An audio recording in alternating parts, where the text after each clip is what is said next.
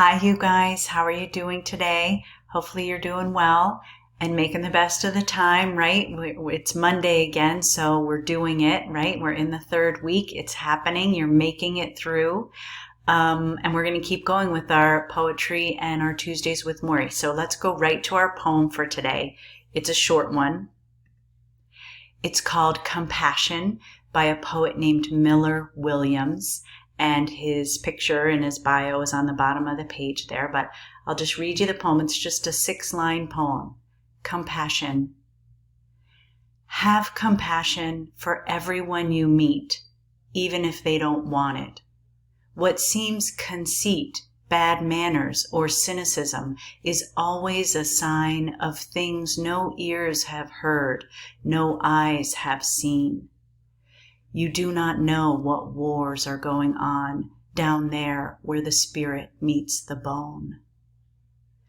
So this is a really powerful poem, and there's a lot going on in it. The basic message seems to be that you have no idea what's going on with people on the inside. So have compassion for all, even if they seem conceited, as he says in line 2, or if they have bad manners, or if they're cynical. It just means that there's something going on with the person that you don't know. Things no ears have heard, no eyes have seen. So it's just a lot is getting said in those 6 short lines. Another really neat thing that's going on here, just as an English teacher, I'll point this out.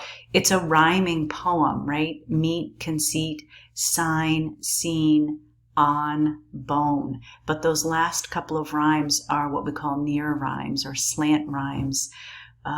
They're not that exact rhyme of meet and conceit.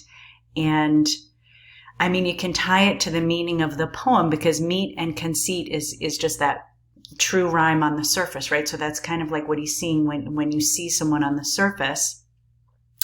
And then you get to the next rhyme, sign and scene, right? So that's that slant rhyme kind of points to there's something that's not exactly what it seems on the surface, perhaps. And then on and bone for that last rhyme. Same thing. It just points to this idea of, things might look perfect on the surface, like that first perfect rhyme, but then when you get a little deeper, things don't exactly match. Things are not as they seem on the surface. So there's an example of form and content really working together to get that meaning across. We talk about that a lot in class, using content to support the form, using form rather to support the content as well. So this is a great example of where that's happening with rhyme. Okay, enough English lessons for one day. Let's go to Tuesdays with Morrie. So here we are back with Morrie, and we're going to pick up where we left off. We're really getting close to the end. Right? It looks like we've got about a quarter of it left, maybe, or even less than that. So if you missed the first several installments, go back and it's all there in previous videos, but otherwise we're just going to pick it up right where we are today. The 12th Tuesday, we talk about forgiveness. Forgive yourself before you die, then forgive others. This was a few days after the Nightline interview. The sky was rainy and dark, and Morrie was beneath a blanket. I sat at the far end of his chair, holding his bare feet. They were calloused and curled, and his toenails were yellow. I had a small jar of lotion, and I squeezed some into my hands and began to massage his ankles. It was another of the things I had watched his helpers do for months, and now, in an attempt to hold on to what I could of him, I had volunteered to do it myself. The disease had left Morrie without the ability even to wiggle his toes, yet he could still feel pain, and massages helped relieve it. Also, of course, Morrie liked being held and touched. And at this point, anything I could do to make him happy, I was going to do. Mitch, he said, returning to the subject of forgiveness. There is no point in keeping vengeance or stubbornness. These things, he sighed, these things I so regret in my life. Pride, vanity. Why do we do the things we do? The importance of forgiving was my question. I had seen those movies where the patriarch of the family is on his deathbed and he calls for his estranged son so that he can make peace before he goes. I wondered if Morrie had any of that inside him, a sudden need to say, "I'm sorry," before he died. Morrie nodded. "Do you see that sculpture?" He tilted his head toward a bust that sat high on a shelf against the far wall of his office. I had never really noticed it before. Cast in bronze, it was the face of a man in his early 40s, wearing a necktie, a tuft of hair falling across his forehead. "That's me," Morrie said. "A friend of mine sculpted that maybe 30 years ago. His name was Norman. We used to spend so much time together. We went swimming, we took rides to New York. He had me over to his house in Cambridge, and he sculpted that bust of me down in his basement. It took several weeks to do it, but he really wanted to get it right."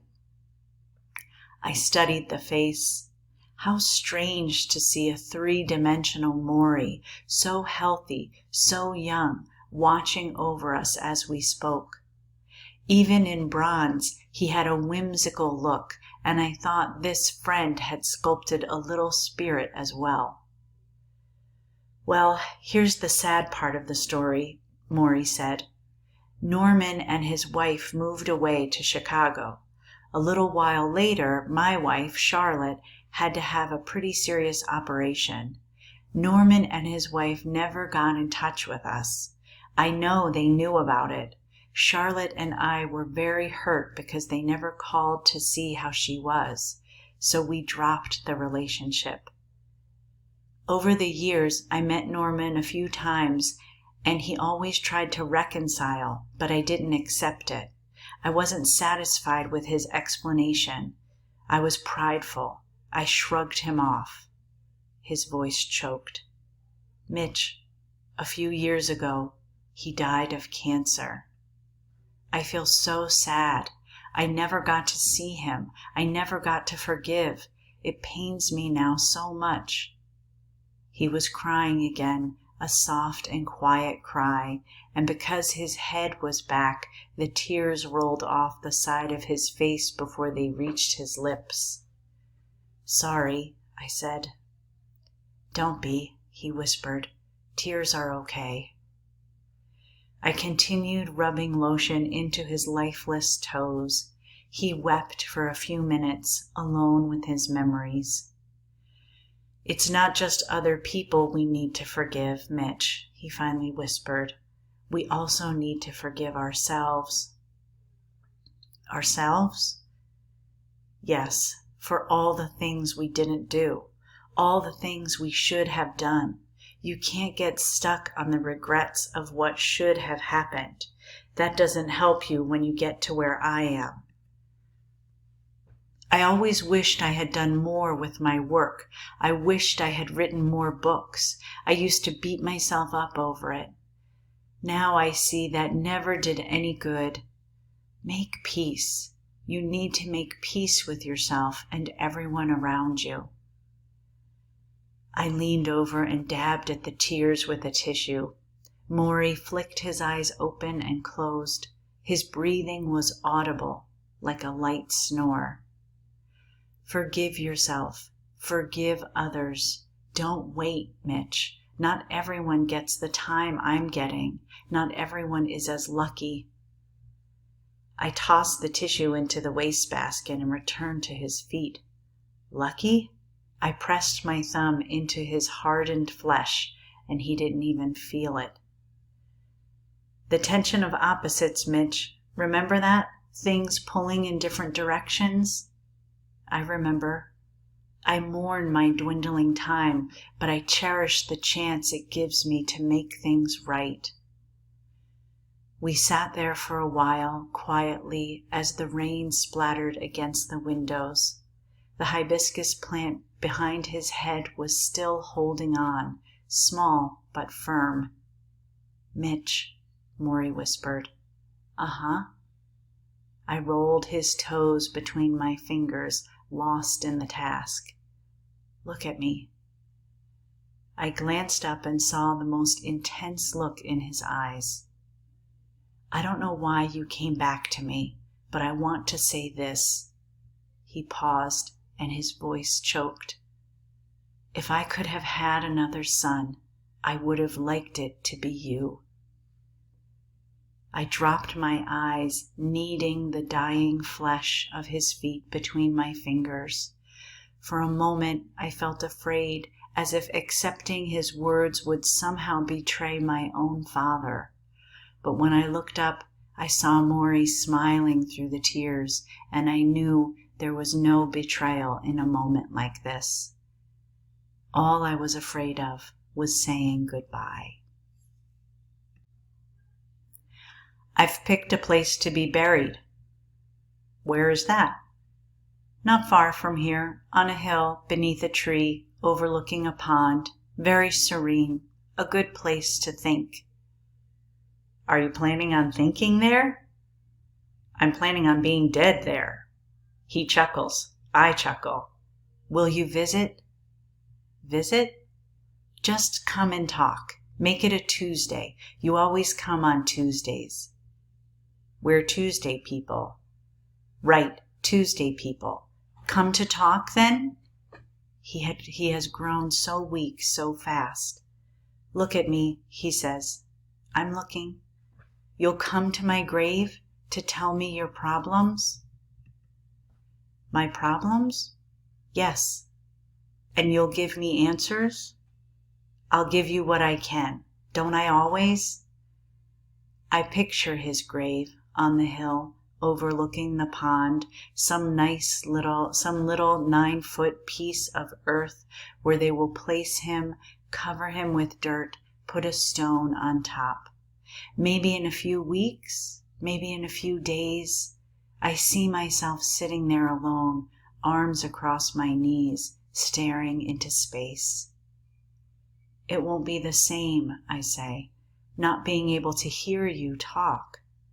"Ah, talk." He closes his eyes and smiles. "Tell you what, after I'm dead, you talk, and I'll listen."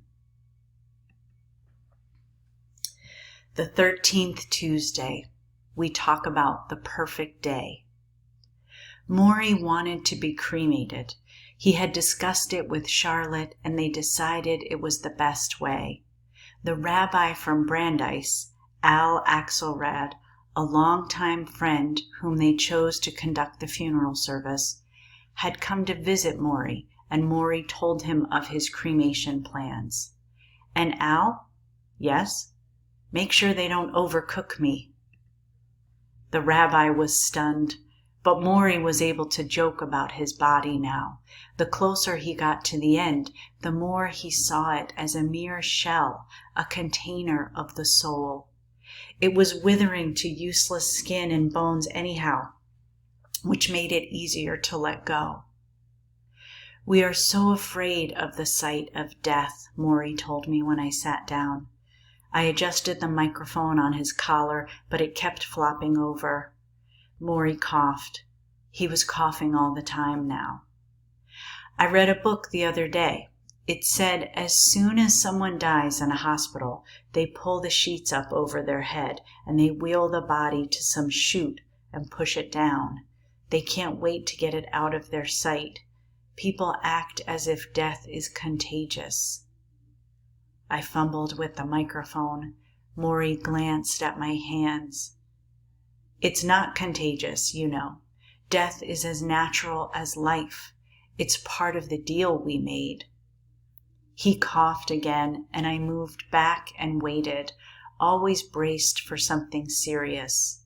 Morrie had been having bad nights lately, frightening nights. He could sleep only a few hours at a time before violent hacking spells woke him.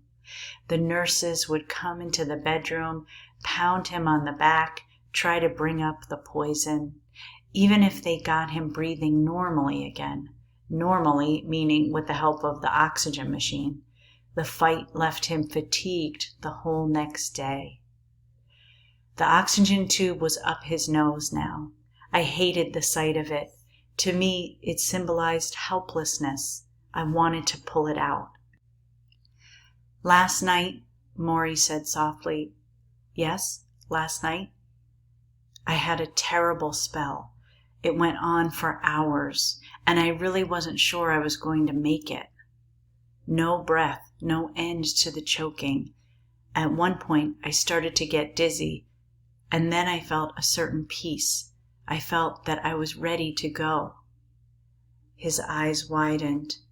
"Mitch, it was a most incredible feeling. The sensation of accepting what was happening, being at peace. I was thinking about a dream I had last week where I was crossing a bridge into something unknown, being ready to move on to whatever is next." "But you didn't." Morrie waited a moment. He shook his head slightly. "No, I didn't. But I felt that I could. Do you understand? That's what we're all looking for, a certain peace with the idea of dying.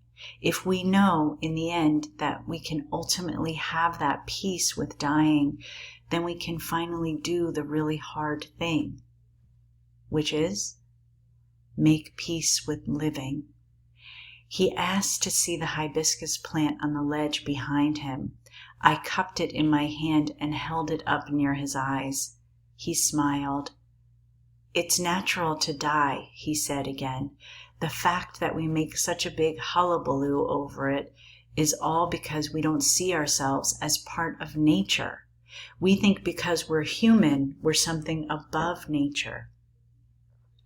He smiled at the plant. "We're not. Everything that gets born dies." He looked at me. "Do you accept that?" "Yes." "All right," he whispered. "Now here's the payoff. Here is how we are different from those wonderful plants and animals.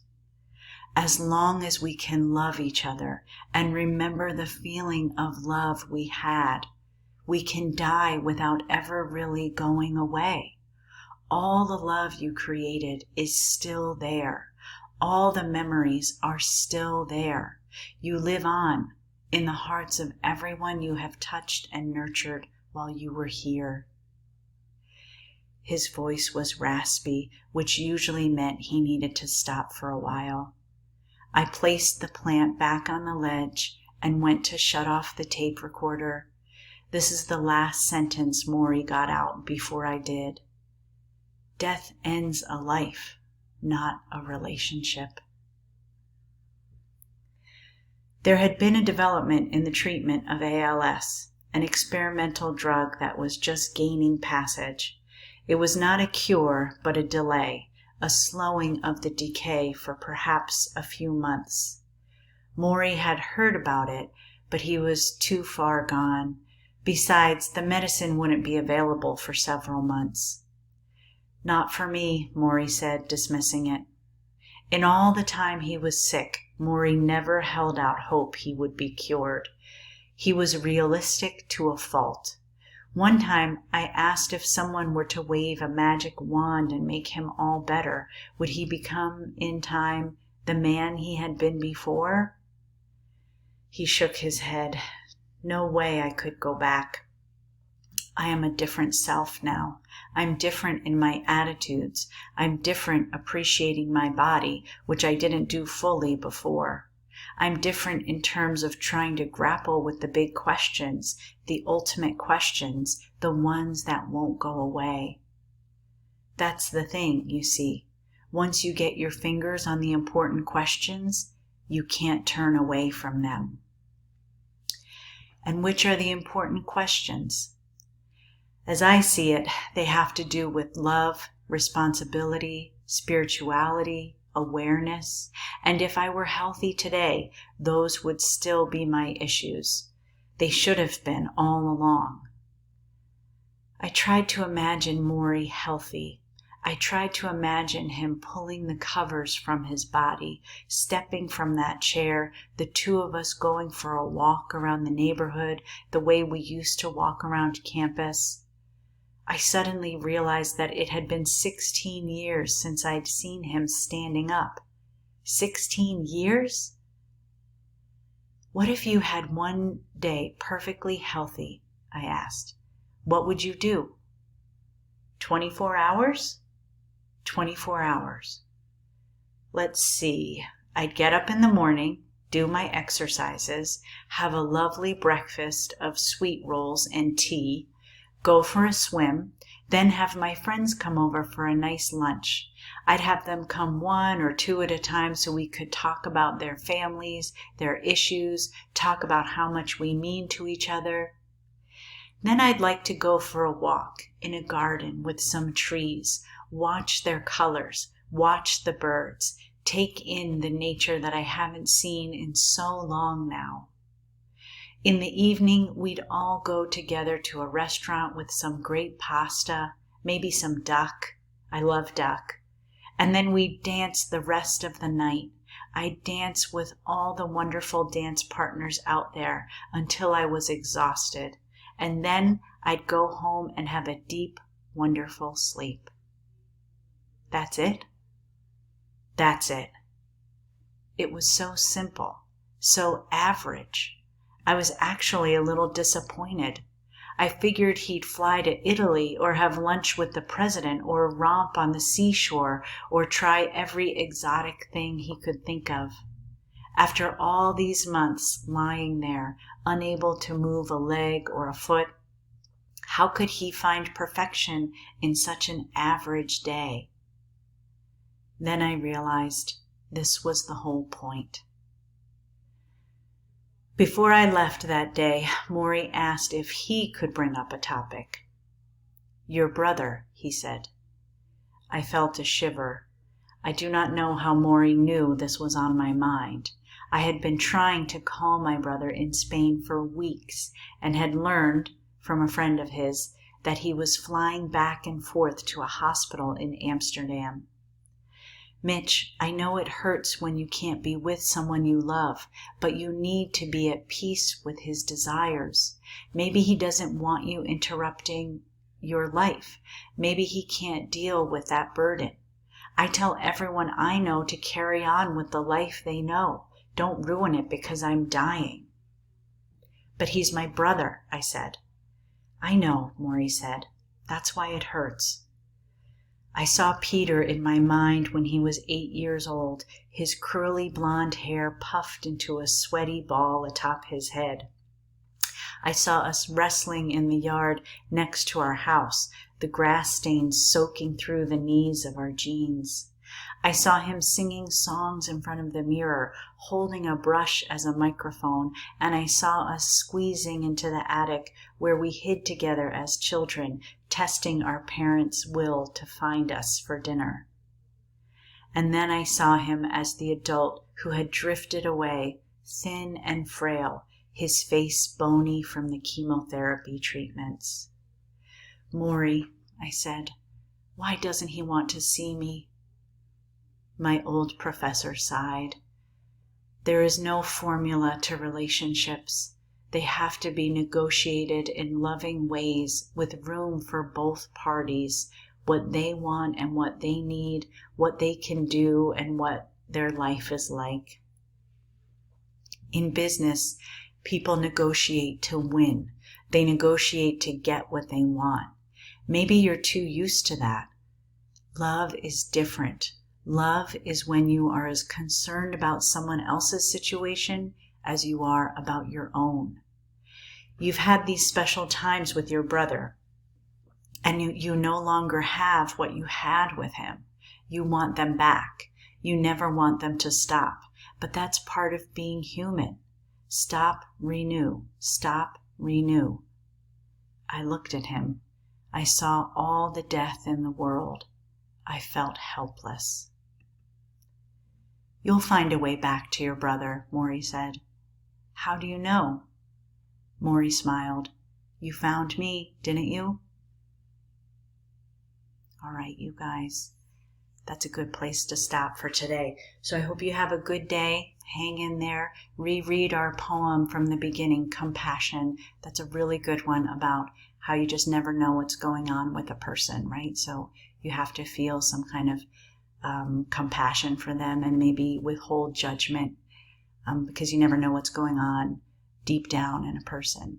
So enjoy the day, make the best of it, and I'll see you tomorrow. We'll keep going with our story. Have a good day, you guys.